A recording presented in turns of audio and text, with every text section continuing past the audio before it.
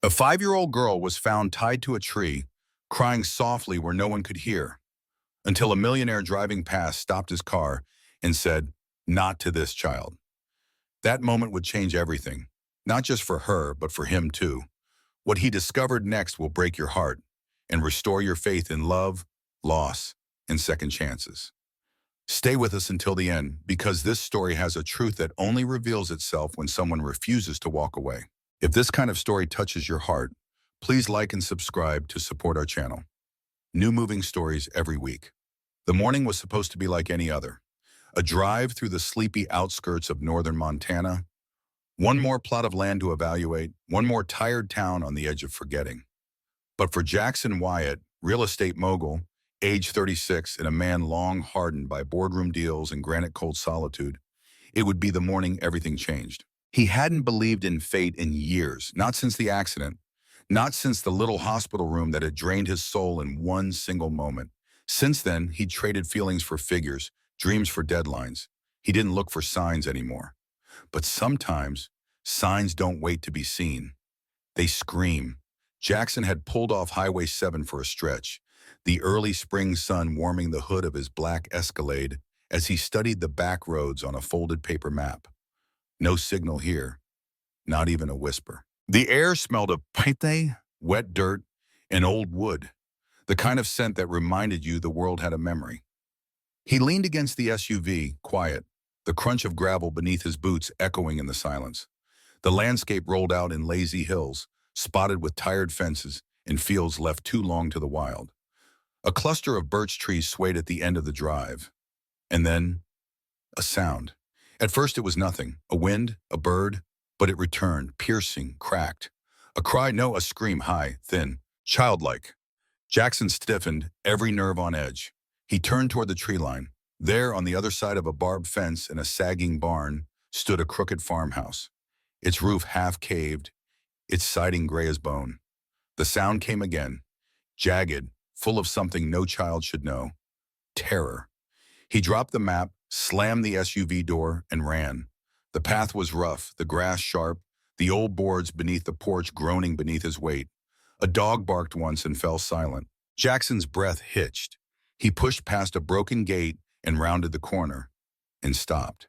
There, beneath the skeletal remains of an old elm, was a girl. She couldn't have been more than 5. Tiny, pale, her arms twisted painfully behind her sitting, wrists bound by thick rope knotted to the tree. Her dress hung in tatters, stained with mud, torn at the seams. Her knees were scraped raw, her hair a tumble of auburn curls, matted with leaves and blood. But it was her face that broke him. She looked up as he approached, and those eyes, God, those eyes, were wide, wild, and shimmering with a terror no child should carry. "Don't," she rasped. Her voice was hoarse, broken. "Please don't send me back." Before Jackson could move, before he could breathe, a man emerged from behind the tree. Stocky, unshaven, wearing a soiled undershirt and jeans worn thin at the knees. His face was flushed and oily, and in his hand, a belt. He didn't hesitate. The belt swung. Crack. The girl whimpered, flinching, her back arching involuntarily. She didn't scream this time. Perhaps she'd run out of screams. She only shook, her head slumped to her chest, murmuring something that sounded like an apology. Jackson didn't remember lunging, only that he was suddenly between them, arms wide, voice thundering. "What the hell are you doing?" The man's eyes burned. "Who are you?" he barked, stepping back. "This is my land, my niece. You need to leave." Jackson didn't budge. His voice lowered to something cold. "That's a child, and you're torturing her. She spilled water all over my floor, almost broke her neck, slipping on it. Kids need to learn." "You don't teach with a belt," Jackson growled, already moving toward the girl. "You break with a belt. That's what this is. Breaking." The man lunged, belt raised again, but Jackson turned, voice like iron. "You touch me, and you'll wish you hadn't. Cops will be here so fast this place will be surrounded in sirens." The man hesitated. Behind them, the little girl gave a small gasp and collapsed. Her knees buckled, her thin body sagging against the rope. Jackson caught her just in time. Her skin burned with fever, her frame feather light. She was shaking so hard he thought her bones might shatter. Her lips were cracked, her breath shallow and wheezing. He held her close, adjusting his stance, sheltering her from the wind. She moaned, barely conscious, and clung, her small fingers gripping the front of his shirt with desperate familiarity. "I'm calling the police," Jackson said, pulling out his phone. The man behind him spat into the dirt. "City boy," he muttered. "You think you know better." Jackson didn't answer. He was already dialing. 911, what's your emergency? "My name is Jackson Wyatt. I found a child. She's tied up, beaten, barely breathing. 1412 Broken Elm Road, west of Red Creek." "Is she conscious?" "Barely." He paused, glancing at the man still pacing near the porch. "And the man who did this is standing 20 feet from me. We're dispatching emergency services now. Stay on the line."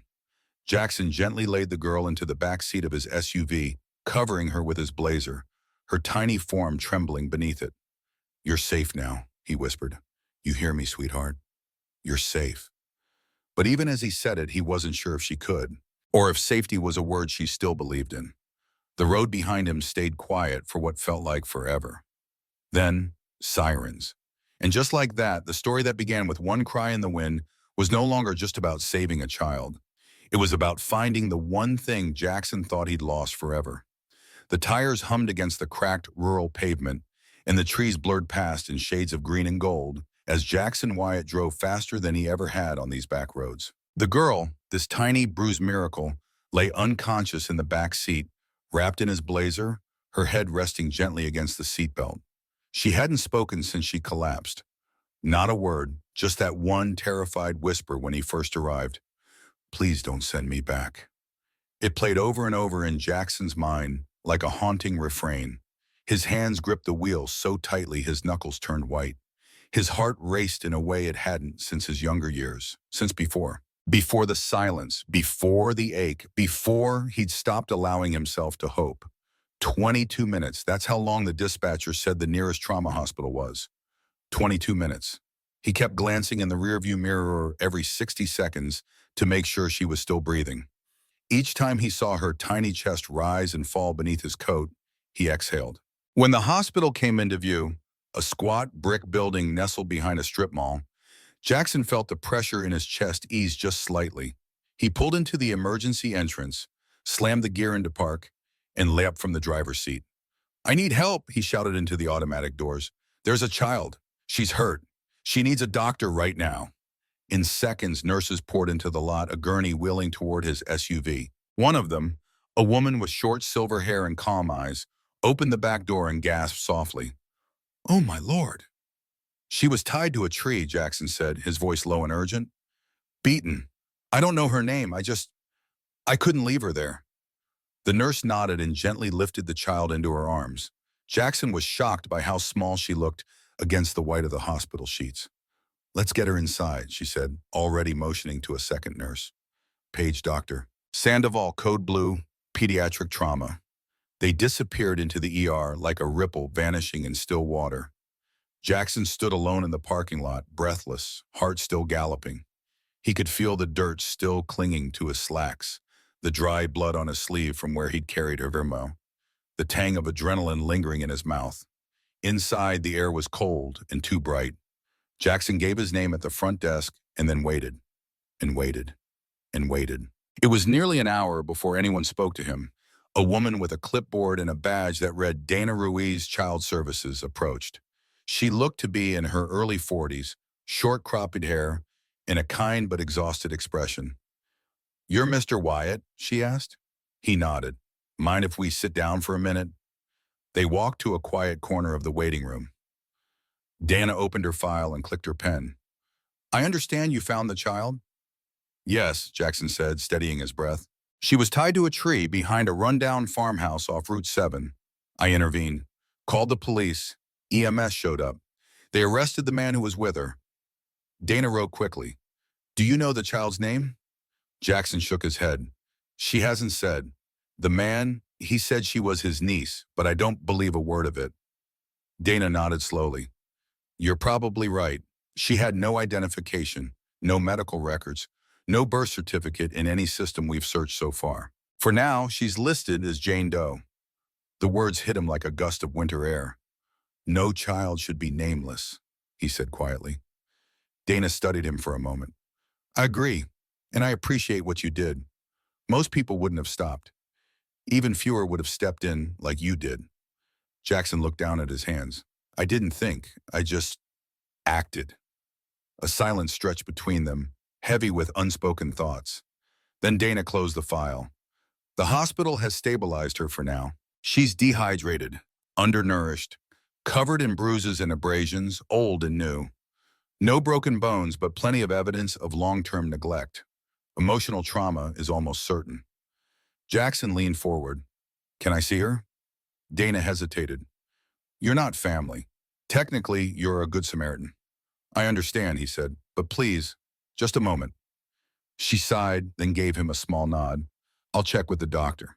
Minutes later, he was standing at the foot of a hospital bed in the pediatric wing. The room was quiet, dimly lit by the soft blue glow of a wall-mounted nightlight. The girl lay on the bed, her face turned toward the window, eyes closed. A plush bunny rested beside her, something one of the nurses must have given her. Jackson didn't approach right away. He stood still, hands in his coat pockets, watching the slow rise and fall of her chest. Then he spoke softly. Hey there. I don't know if you can hear me, but I'm the one who found you. My name is Jackson.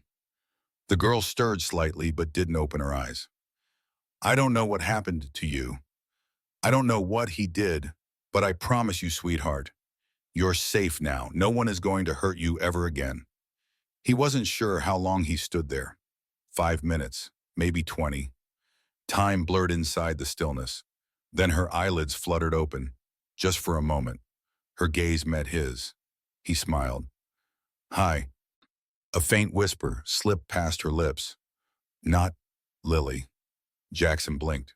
What was that? Her mouth moved again. Not Lily. He leaned in gently. Okay, then tell me, honey, what is your name? She paused, then barely audible came the word, Emmy. Jackson froze.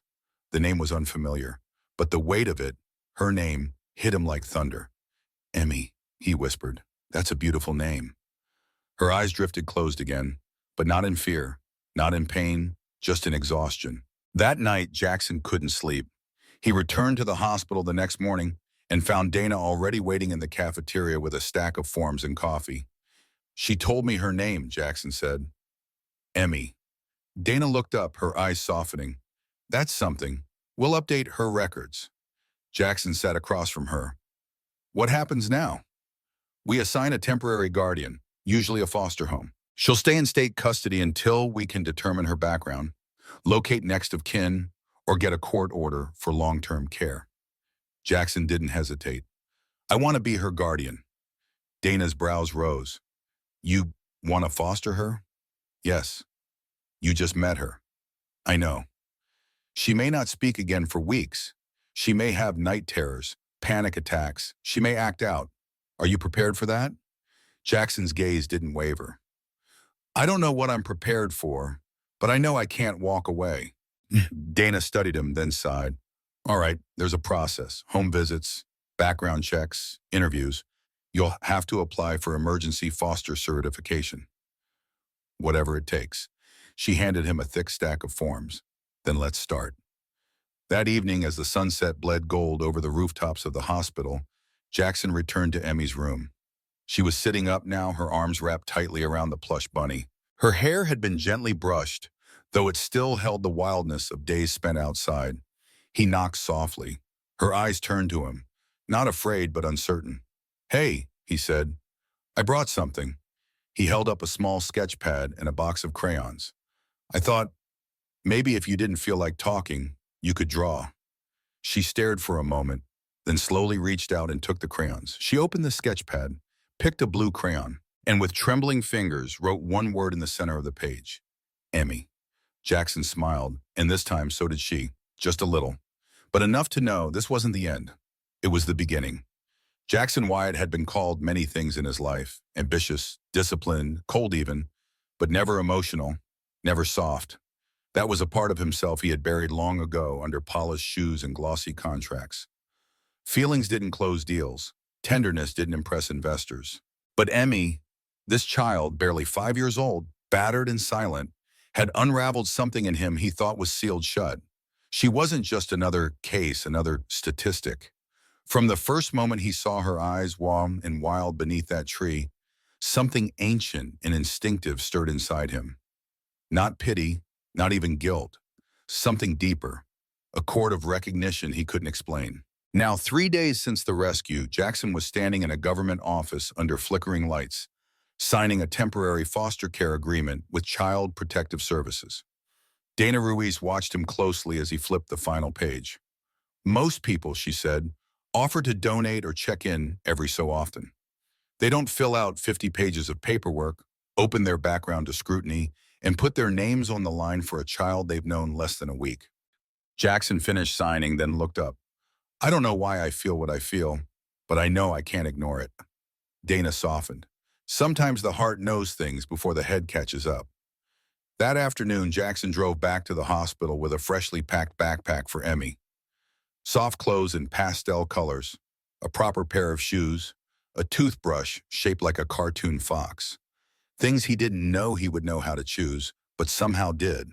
The nurse at the front desk smiled at him with something more than professional politeness. She's been asking for you, she said. Not with words, not yet. But every time someone walks past the door, her eyes look for you. Jackson swallowed hard. Is she awake now? Wide awake, drawing. He stepped into the room quietly. Emmy sat on the hospital bed, the sketch pad on her lap, crayon in hand. She was drawing a tree, not a happy tree, not the kind you see in children's books. This one was crooked, leaning, with thick ropes hanging from one side. Jackson's chest tightened, but beside the tree, drawn in blue, was a figure, tall with yellow hair, and in red crayon, a small figure holding that one's hand. He cleared his throat gently. Emmy looked up. Her eyes didn't flinch. She didn't smile, but she didn't turn away either. I came to take you home, he said. For a moment, she said nothing. Then in the quietest whisper, home? Jackson nodded.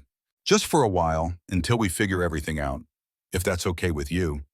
She set the crayon down, climbed off the bed, picked up the plush bunny, then reached for his hand.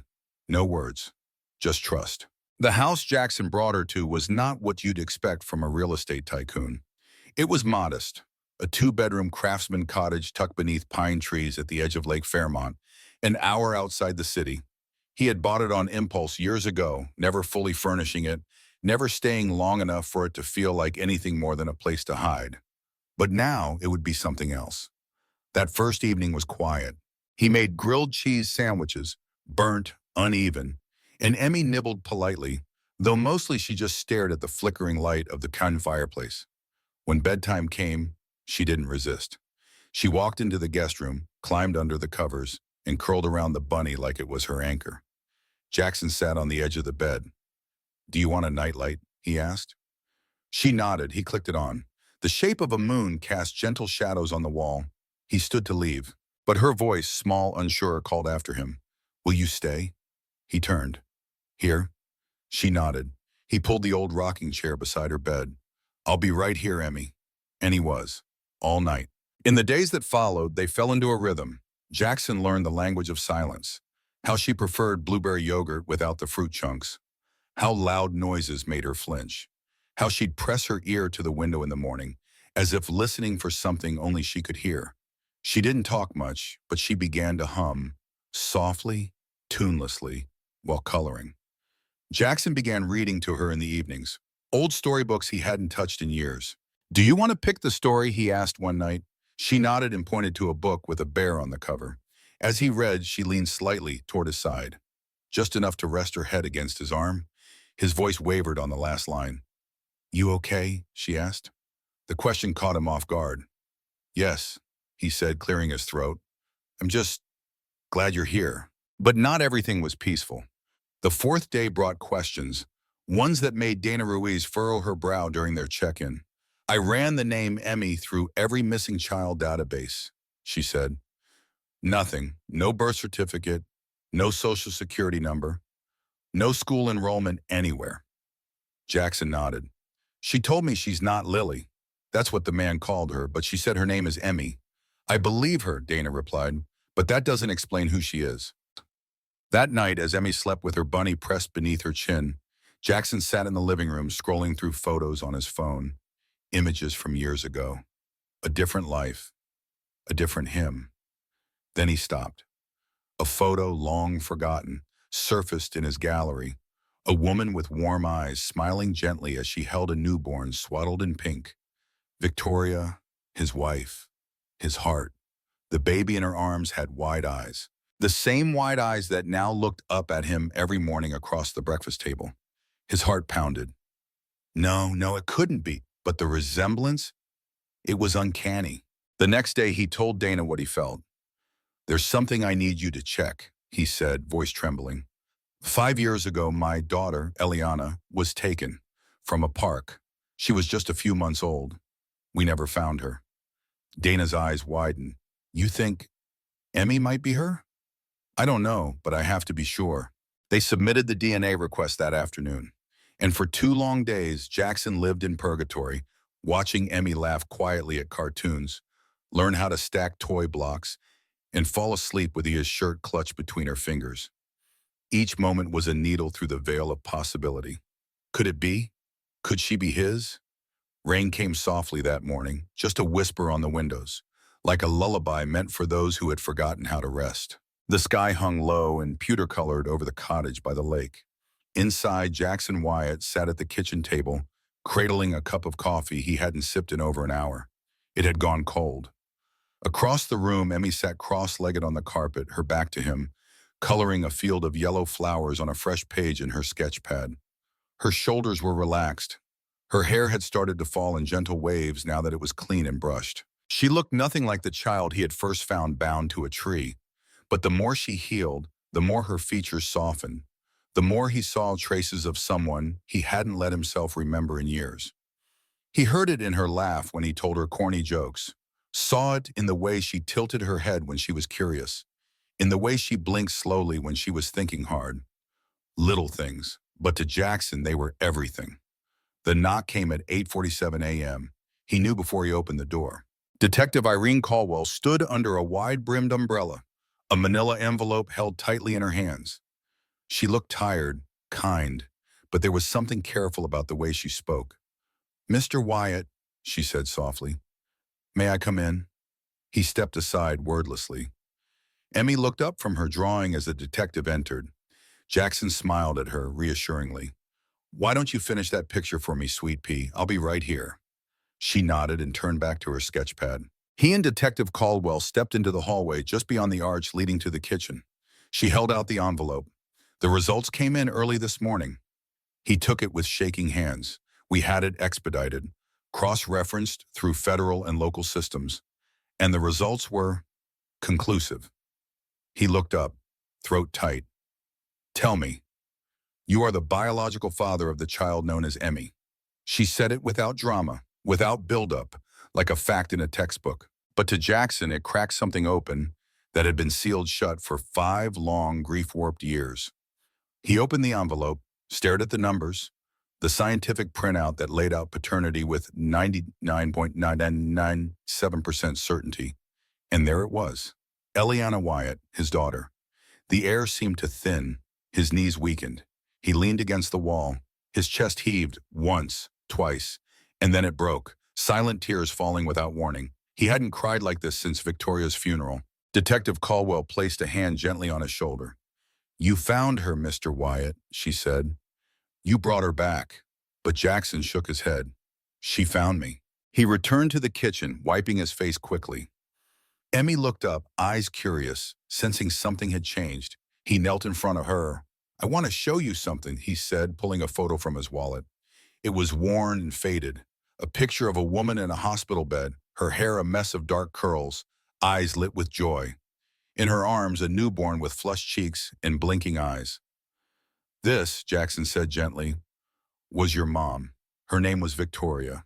She loved you more than anything. Emmy stared at the photo. And this, he added, tapping the baby's face, was you, Eliana. Her brow furrowed. That's my name? He nodded. Yes, Eliana Grace Wyatt. That's what we named you the day you were born. She said nothing for a long moment. Then, but they called me Lily and then Emmy. He swallowed. I know, baby, I know, but this is your real name. The one your mommy whispered when she first held you. The name I said every night for 5 years, hoping you could still hear it somewhere. Her lips trembled. She reached for the photo, touched the face of the woman in the hospital bed. I saw her, she whispered, once, in a dream. Jackson's voice cracked. What did she say? Emmy stared at the photo, then slowly whispered, she said I'm not alone anymore. The legal process accelerated quickly after the DNA results. Donna Ruiz returned with the full custody documents 2 days later. Normally, she explained, these things take weeks. But given the confirmation, the lack of any other living relatives and your history, the court has fast-tracked the approval. She laid out the final paperwork in front of Jackson. When he signed his name beneath custodial guardian, Jackson Wyatt, it felt like his entire life shifted back into place. A missing piece returned. A circle closed. Eliana was home. But healing didn't come overnight. Eliana, she had asked to be called that now, still flinched at slamming doors. Still froze when people raised their voices. But she laughed more. She started brushing her own hair. She began drawing families with 3 people, a mommy, a daddy, and a girl with red shoes. Sometimes she added a star in the sky. That's for mommy, she explained one evening, pointing to the glowing yellow shape. She watches from up there. Jackson kissed the top of her head. She'd be so proud of you, sweetheart. Do you think she forgives me? He stopped. Forgives you? He echoed. Eliana looked down. For being lost. Jackson knelt beside her, eyes shimmering. Oh, Eliana, you were never lost. You were always on your way home. She looked at him for a long time, then reached forward, wrapping her arms around his neck. It was the first hug she had ever initiated, and Jackson held her like she was the only thing in the world that mattered, because in truth she was. There are moments in life when time doesn't stop. It simply forgets to keep going. Jackson remembered that moment well. The moment the silence fell. The moment his world turned upside down and never quite righted itself again. It was spring, 5 years ago. The air was light with promise. The park was alive with sound, children laughing, birds in song, the rhythmic splash of a nearby fountain. Jackson had taken Eliana out for the first time alone. She was 3 months old, barely heavier than a grocery bag, but already the entire weight of his world. Victoria had passed just 10 weeks earlier. He still remembered the feel of her hand in his at the hospital, the way her fingers squeezed once, twice, as if passing on a final blessing. Her name is Eliana, she had whispered, her voice a ghost already. Promise me, you'll keep her safe. He had nodded through tears, and then she was gone. No time to prepare. No goodbyes that made sense. Just a flat line and a nurse who wouldn't meet his eyes.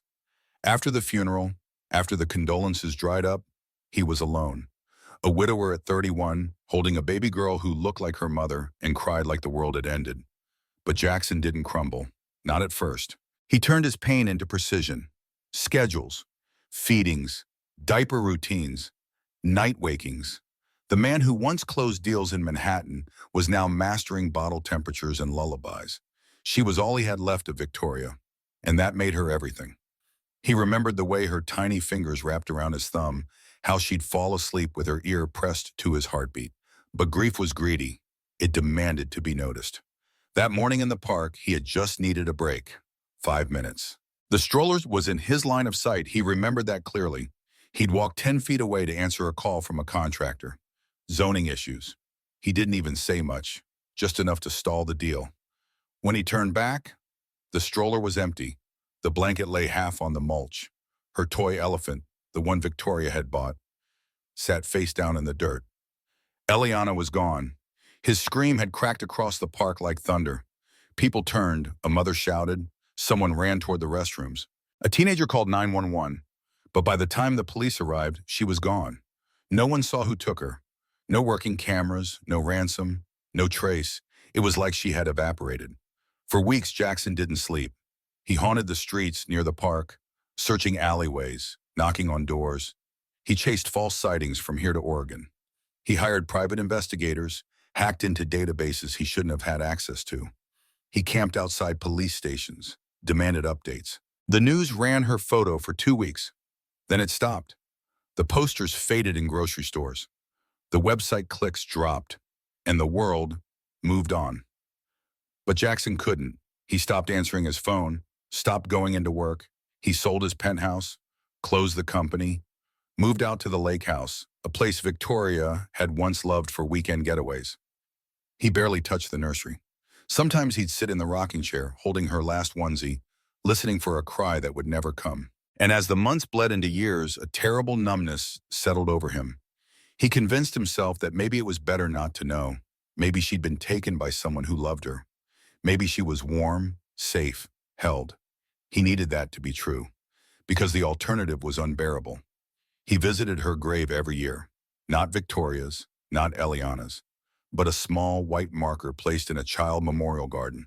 It didn't have her body, just her name, Eliana Grace Wyatt, born in love, lost in hope.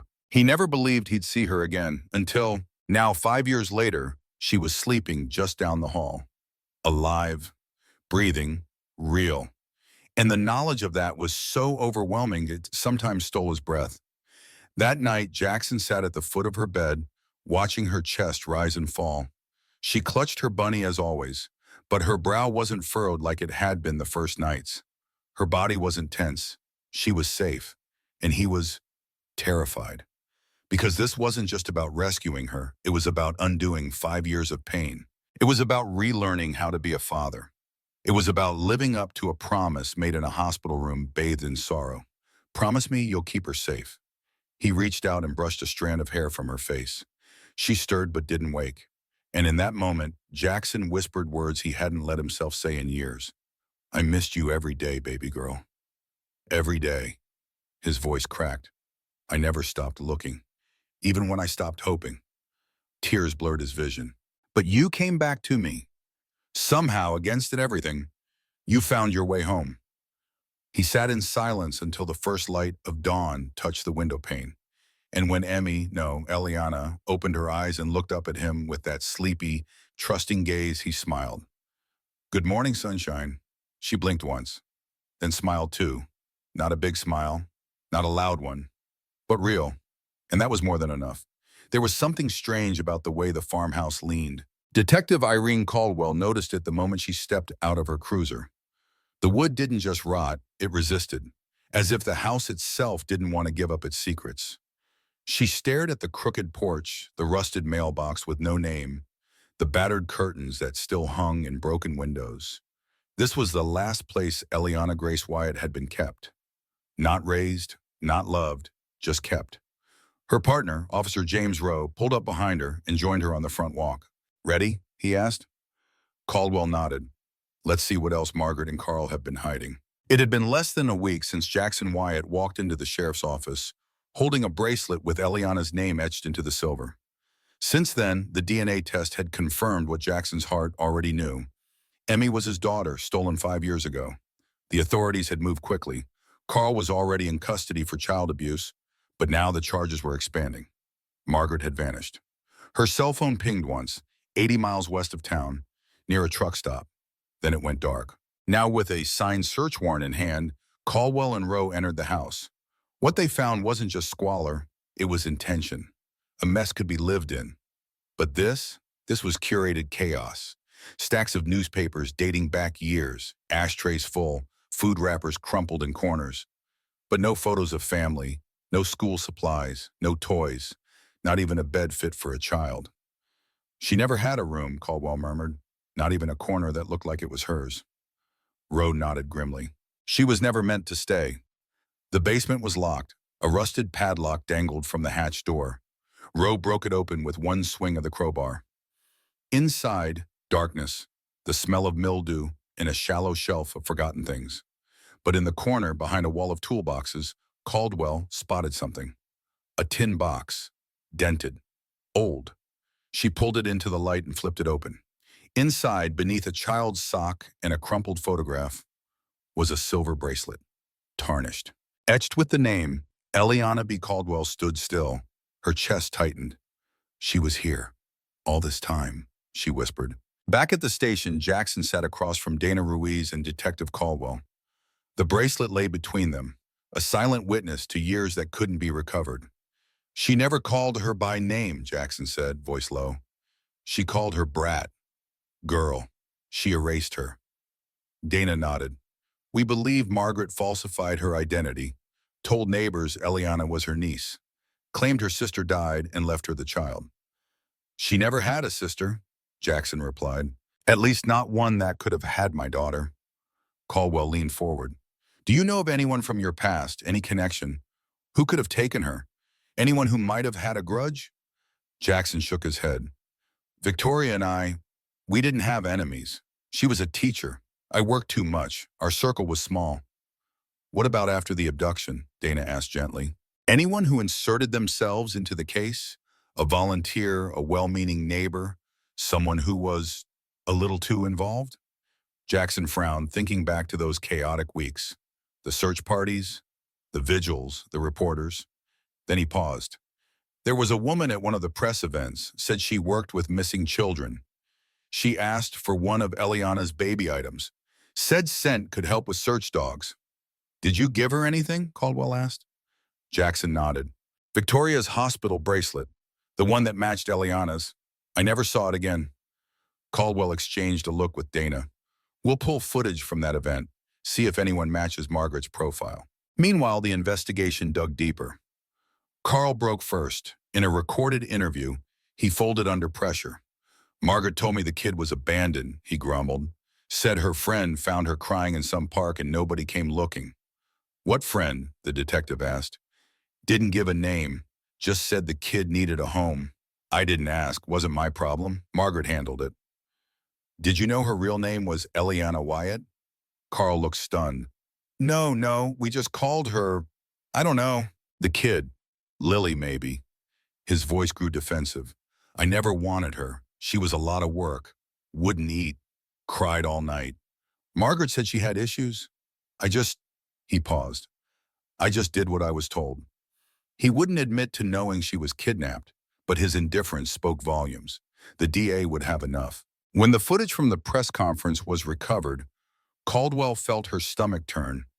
There in the background stood a woman with dyed hair, oversized sunglasses, and a clipboard.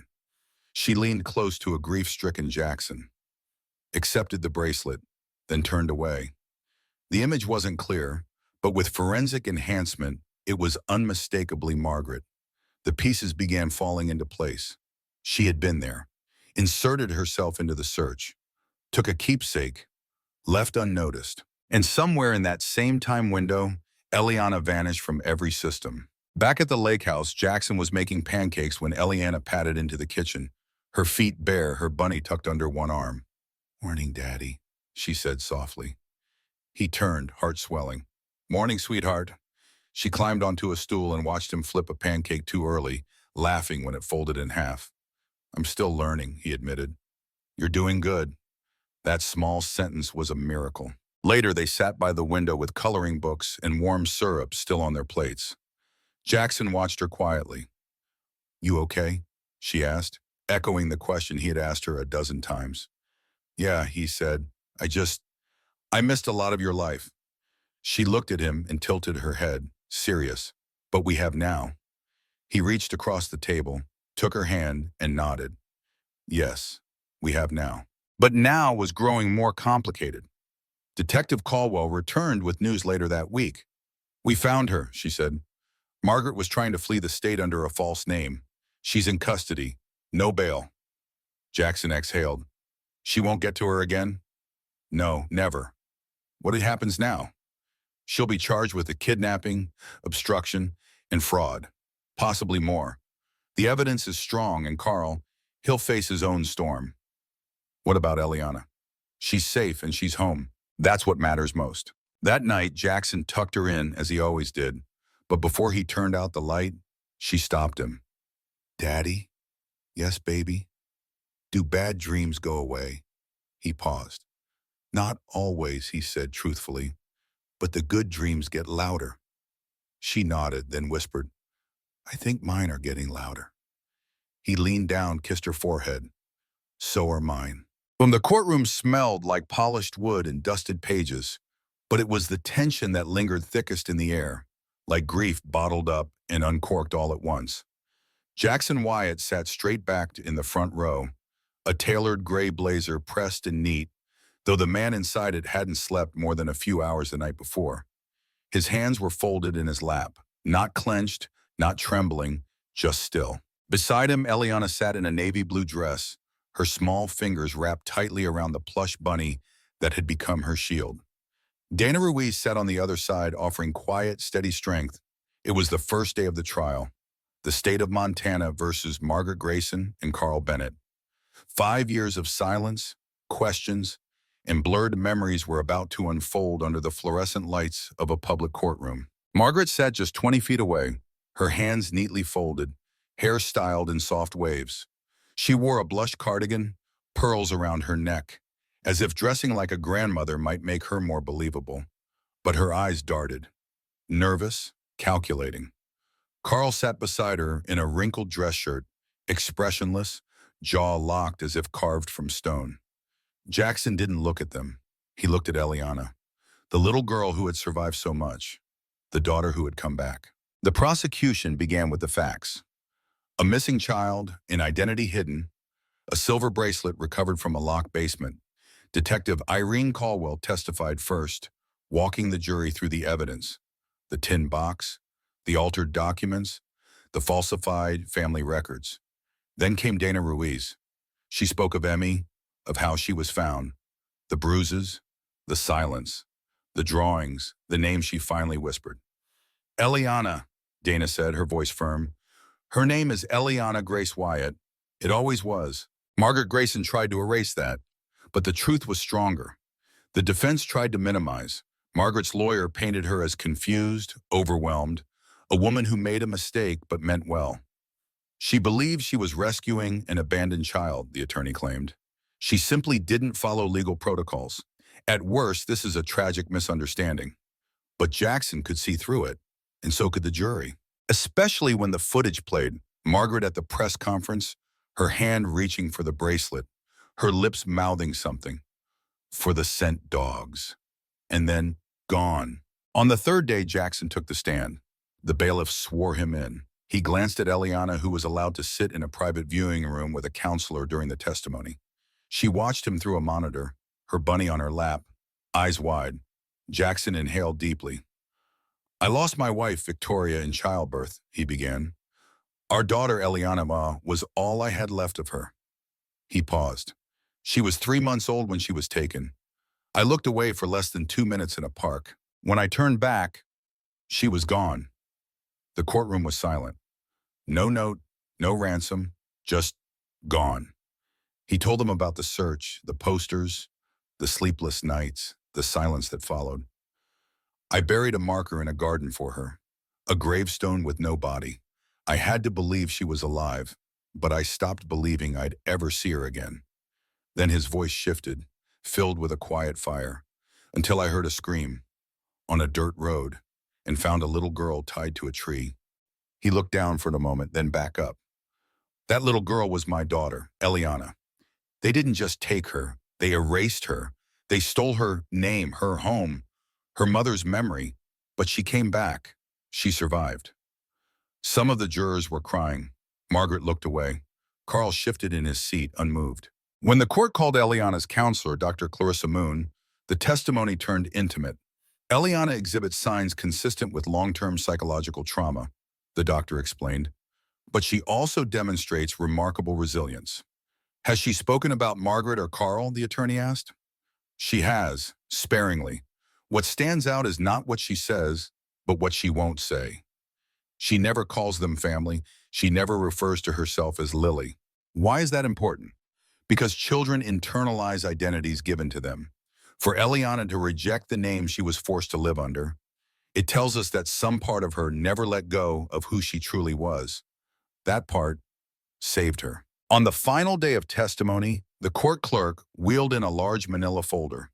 It contained Eliana's newly issued identification, birth certificate, social security record, medical documentation, all under the name Eliana Grace Wyatt. Her identity was no longer a ghost. It was law. The jury deliberated less than 4 hours. When they returned, the courtroom stilled. The foreman rose, trembling slightly as he read, "We, the jury, find the defendants Margaret Grayson and Carl Bennett guilty on all counts: kidnapping and child abuse, obstruction of justice, false identification of a minor, conspiracy." Jackson closed his eyes. His breath shuddered in his chest. Margaret broke down, sobbed. Carl didn't flinch. The judge pronounced sentencing. Margaret Grayson, 35 years without parole. Carl Bennett, 28 years with no early release. Justice had been slow, but it had not forgotten. Afterward, outside the courthouse, reporters clamored for Jackson. He held Eliana's hand. They stood in the sunlight, the courthouse behind them, a new life ahead. "What would you like the public to know?" one reporter asked. Jackson looked down at Eliana, then back up. "That sometimes the people who save us aren't always the ones we expect." He paused. "And that even after years of darkness, the truth still knows how to find the light." That night, they returned home to the lake cottage. Jackson tucked Eliana into bed and kissed her forehead. "Do you want your nightlight?" he asked. She shook her head. "No," she whispered. "I'm not scared tonight." He smiled. "I'm proud of you, Eliana." She blinked up at him. "I'm proud of you too, Daddy." And as he turned off the light, she added one more thing, so soft he almost missed it. "I knew you'd come for me." The seasons shifted quietly around the lake house, as if nature itself understood the need for gentleness. Summer softened into a golden autumn, the leaves outside blazing into reds and oranges that glowed like fire in the afternoon sun. And inside, something just as quiet, just as beautiful, was changing too. Eliana had begun therapy. Her first session with Dr. Clarissa Moon had been little more than shared silence. The child-sized couch, the basket of toys, the soft voice of the counselor. It had all been new. Strange. But Dr. Moon had not asked questions. She hadn't pressed. She had simply introduced Eliana to Samson, the therapy dog, a gentle golden retriever with a graying muzzle and eyes like dusk. Eliana didn't speak to Clarissa that first day, but she did lean into Samson, rest her cheek against his fur, and breathe. That was enough. By the third session, she asked for a purple crayon. By the fifth, she drew a picture of a house with a yellow sun above it and two stick figures inside. One tall, one small, holding hands. She labeled them, "Me, Daddy." Clarissa showed it to Jackson at the end of the session, her voice quiet. "She's beginning to let you in," she said. Jackson stared at the paper for a second time, his throat thick. "Thank you," he whispered, "for helping her find her way." Clarissa smiled. "Children don't need rescuing, Mr. Wyatt. They need remembering. You remembered her, even when the world forgot." Back at the cottage, their days found rhythm. Mornings began with warm pancakes.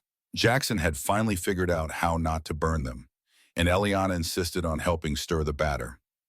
Her giggles when flour dusted the counter echoed through the once quiet home like music.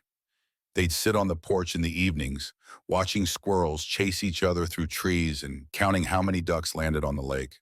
Sometimes they talked, sometimes they didn't, but it was never awkward. It was just peace. One night, as Jackson tucked her into bed beneath her blanket of stars, Eliana asked a question that made him pause. "Did I change too much?" He looked down at her, confused. "What do you mean, baby?" "I was a baby when you lost me. Now I'm big, different." Jackson sat beside her and took her hand gently. "You've changed," he said, "but only in the best ways." She blinked. "You're not sad I grew up without you." His heart twisted. "I'm sad for the time we lost," he admitted. "But not for you. You're still you. You're still mine." She nodded slowly, then pulled her bunny close and whispered, "I'm glad I'm home." In the months that followed, Jackson did something he hadn't done in years. He started building again. Not skyscrapers, not condos, but something bigger. Something that mattered. He called it the Victoria Haven Foundation, in honor of his late wife, the woman whose strength still echoed through their daughter's eyes. The mission was clear: to find the missing, to protect the vulnerable, to amplify the silenced. He donated the remainder of his company's liquidation funds, brought in Clarissa Moon as a trauma consultant. recruited Dana Ruiz to serve as director of outreach. The foundation began quietly with one hotline, one website, one desk in a borrowed office, but the need was overwhelming. In just 2 months, they'd received over 300 reports from families who felt unheard, tips from neighbors, stories from social workers. Jackson spent his evenings reading every one. He remembered how it felt to scream into the silence, to beg for help and hear nothing back. He would not let another parent feel that way. And through it all, Eliana was his compass. One afternoon, she came into his home office carrying a sheet of paper. "I made this," she said, placing it on his desk. It was a drawing of a big house with a heart on the roof. In front stood a girl with long hair and a clipboard. Next to her, a line of kids all holding hands. "Who are they?" he asked gently. "Kids like me," she said, "the ones still waiting." He looked at her. "And the girl with the clipboard?" She smiled. "That's me, when I grow up." He blinked hard. "You're going to help kids too?" She nodded. "Like you helped me." He pulled her into his arms and held her tight. "That's the most beautiful thing I've ever heard." By the end of the year, the Victoria Haven Foundation had launched a searchable database of unsolved child disappearances. They built partnerships with law enforcement across 3 states. They hosted workshops for trauma-informed foster care training. And Jackson gave the opening speech at the foundation's first fundraising gala. His voice was steady, but it trembled in all the right places. "I once lost everything," he told the room, "and I thought I would never be whole again. But love has a way of surviving, even when everything else breaks. My daughter taught me that." He paused, eyes scanning the room. "So now we fight for the forgotten, for the ones the system missed, for the children still out there waiting for someone to see them." That night, back in the cottage, Eliana waited for him with Coco and her bunny in hand. "You looked fancy," she teased, tugging at his tie. He laughed. "You should have been there. You would have stolen the show." "I was busy," she said seriously. "Samson came to school for therapy day. I was the only one who knew he likes belly rubs." He tousled her hair. "Then I guess we both did something important today." The next morning, Jackson found a note in Eliana's handwriting beside his coffee cup. It said, "Thank you for finding me, even when you didn't know where I was. Love, Eliana." And beneath it in smaller letters, "P.S. I don't get scared at night anymore." He stared at the note for a long time. Then he folded it, placed it in his wallet, right beside the picture of Victoria holding a newborn in a hospital bed. Healing doesn't happen all at once. It's not fireworks. It's not loud. It's pancakes that don't burn. It's quiet evenings on a porch. It's drawings of stick figures and homes with hearts on the roof. It's laughter that wasn't there before. It's the slow, stubborn return of hope. And for Jackson and Eliana Bio, it was happening, moment by moment, layer by layer. A new life, a real one, not built on concrete or glass towers, but on love. And the simple, powerful truth, they were home. Together, the sun broke through in patches that morning, scattering golden light across the front of the cottage like a whispered invitation. It was quiet, the kind of quiet that held both peace and gravity. Jackson Wyatt sat at the kitchen table, watching Eliana color in silence. Her hair fell across her face as she leaned over her sketch pad, brow furrowed in concentration. She was drawing flowers, bright, messy sunflowers. He sipped his coffee slowly, letting the moment settle. "Eliana," he said gently. She looked up. "Yeah?" "I was thinking," he paused. "Do you want to go somewhere with me today?" Her eyes were curious. "Where?" He hesitated.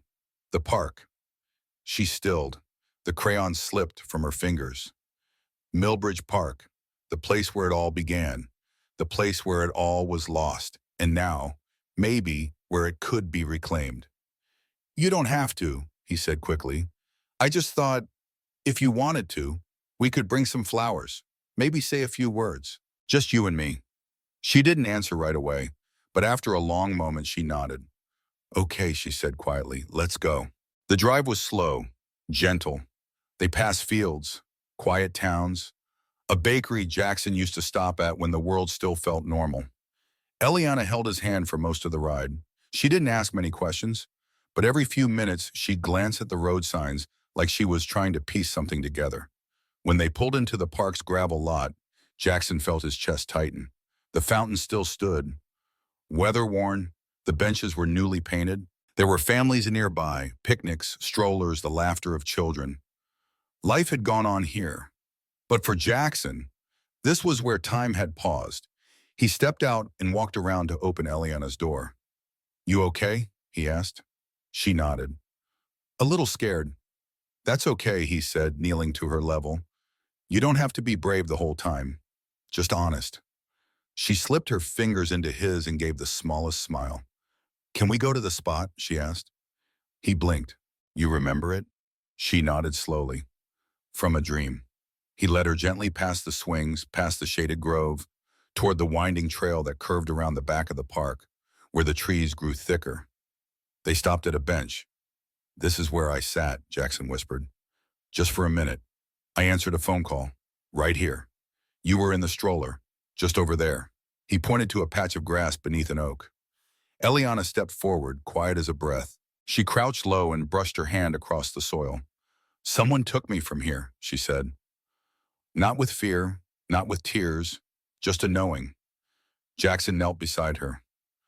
"I looked away, and when I turned back, you were gone." She looked at him. "You didn't know." "I should have." "No," she said, firmer now. "You were just human." The words nearly broke him. She reached into her small backpack and pulled out a handful of wildflowers. She had picked them that morning, yellow, white, some crushed from her grip. She placed them gently in the grass.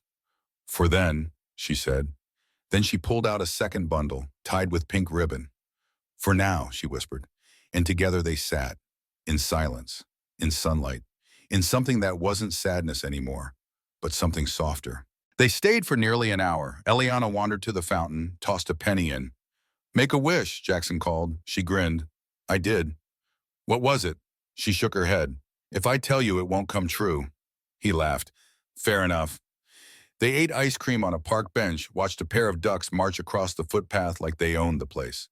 Eliana swung for the first time in years. Jackson pushed her gently, and with each lift into the air, her laugh grew louder, like pieces of her voice coming back one by one. Later, as they walked back to the car, she tugged his hand. "Do you still think about it?" He glanced at her. "Every day." She nodded. "Me too, but it doesn't feel scary now, just like something that happened a long time ago." He smiled. "That's called healing." On the way home, she fell asleep with her head against the window, Bunny in her lap, her seatbelt snug across her chest. Jackson glanced at her every few minutes, as if to reassure himself.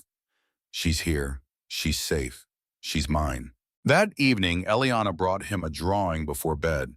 It was a picture of the park, the fountain, the oak tree, the flowers on the grass, and two figures in the middle, hand in hand, one with gray hair, one with yellow. Underneath, she wrote, "The day we went back and didn't let it win." Jackson hung it above the fireplace, not in a frame, not behind glass, just with tape, raw, present, real. Some wounds never fully close, but sometimes they stop hurting. Sometimes the place that broke you becomes the place where you begin again. That day in the park didn't erase the past, but it rewrote the memory. It reminded them both that they were no longer prisoners of what happened. They were authors now. And this chapter was theirs. It was a Saturday morning kissed by spring, the kind where the sun rose without apology, spilling light across the lake like liquid gold. The air smelled of thawing pine and earth just warm enough to let something new begin. In the front yard of the lake cottage, Jackson stood beside a small hole freshly dug in the soil. A young tree sat beside him in a plastic pot, its sapling branches delicate but stretching upward like they knew something he didn't. Eliana emerged from the house wearing her polka-dotted rain boots, a small red trowel in her hand. "Is it time?" she asked, blinking into the sun. Jackson nodded. "It's time." The tree was a cherry blossom, Victoria's favorite. She used to say they bloomed as if they were trying to outrun sorrow, exploding into life, then drifting down in a soft pink rain. Together, Jackson and Eliana knelt by the hole and began to place soil around the sapling's roots. He guided her hands gently, letting her take the lead, her small palm pressing earth with a care beyond her years. They worked in silence, the kind of silence that isn't empty, but full of everything that doesn't need to be said. When the tree was finally upright and snug in its new home, Eliana brushed her hands on her jeans and stepped back. "What should we name it?" she asked. Jackson smiled. "I think you already know." She looked at the tree, then up at him. "Victoria." He blinked fast. "Yeah," he whispered, "that's perfect." Later that afternoon, they sat on the porch together, sipping cocoa even though the sun was warm. The tree swayed gently in the breeze, its slender trunk standing proud near the fence line. Eliana watched it with the same gaze she used when she drew, somewhere between focus and wonder. "Do you think she sees it?" she asked suddenly. "Your mom?" Jackson replied. She nodded. He rested an arm around her shoulder. "I think she sees everything now, and I think she's proud of you." Eliana leaned into him. "Sometimes I feel like I can remember her," she said softly. "Not like pictures, but feelings." Jackson closed his eyes. "She had the kind of laugh that made strangers smile," he said. "She'd sing in the kitchen while burning toast and pretend it was part of the plan. And when she held you the first time, she cried. She said you were her whole world." Eliana looked up at him. "She still is," she whispered. That night, Jackson tucked her in and sat beside her bed a little longer than usual. The stars outside glittered faintly beyond the window, reflected in the glass like old friends. "You know," he said gently, "there was a time I didn't think I'd ever see you again." Eliana nodded. "Me too." He brushed a strand of hair from her forehead. "But here we are." She reached for his hand and laced her fingers through his. "I don't remember every bad thing," she said, "but I remember feeling lost. Cold, like nobody saw me." He swallowed. "I see you now." She squeezed his hand. "I know." A week later, Jackson sat at his desk at the Victoria Haven Foundation, reviewing proposals for a new pilot program, one that would offer trauma-informed training to local police departments. He paused when a new envelope landed on his desk. The return label read, "Lucia Ramirez." Inside was a photograph. It showed a toddler, wide-eyed, grinning, wrapped in a blanket, sitting in the lap of a woman with deep brown eyes and a tired smile. Evelyn Bartlett. The back of the photo had just 3 words in tidy handwriting. She was joy. Jackson placed it beside his screen and stared at it for a long while. He sent a thank you note that night. Lucia had held part of Eliana's life safe. Even if it was unknowingly, she had helped without ever being asked. And people like that, they were the ones who kept the world turning. That spring, Eliana's school held an art show. Every student had a canvas and a theme, "Where I feel most like me." Jackson arrived early, scanning the rows of colorful drawings taped to folding tables. When he found hers, he stood frozen. It was a painting of the lake house, the tree, a porch, a swing, a girl and a man holding hands. But what stopped him were the words written across the top in crayon-bright letters. "Home is the place where love finds you again." Beneath it, her name, Eliana Grace Wyatt.